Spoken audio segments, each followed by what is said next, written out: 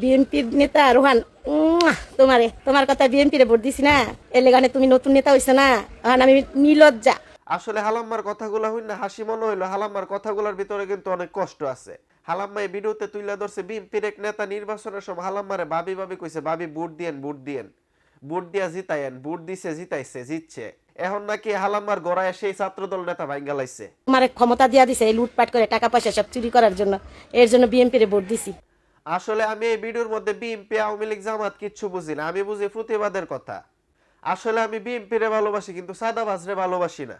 খালাম্মা কতটা কষ্ট পাইলে, কতটা কষ্ট মনের ভিতরে রাখলে একটা ভিডিও করে। খালাম্মার ঘর বাড়ি ভাঙ্গা ছাত্রদল নেতা লুটফাট করে সব টিয়া পয়সা স্বর্ণ লয়ে গেছে গা নাকি, হালাম্মা ভিডিওতে কইতাছে।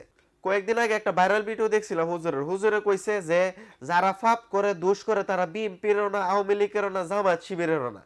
আসলে তারা হইলো মানুষ। আসলে যারা ফাপ করতেছে তারা তো কোনো দলের না, তাদের একটা পরিচয়, তারা হলো মানুষ। কিন্তু এই মানুষের ভিতরে কিছু কিছু অমানুষ আছে। আসল কথা হলে গিয়ে বিএনপি খারাপ না, বিএনপির মধ্যে কিছু কিছু চুরবাটফার আছে, তাদের কারণে বিএনপির নাম নষ্ট হইতাছে। তো প্রধানমন্ত্রী তারেক রহমানের কাছে আকুল আবেদন যে এগুলার একটু দেখেন আপনি ভালো কইরা, যে অত্যাচার গুলা যে করতেছে কইরা বিএনপির নাম নষ্ট করতেছে, এগুলারে দইরা দইরা আইনের আওতায় আনেন, আইনা বিচার করেন, তাইলে বিএনপির নামটা বাঁচবো।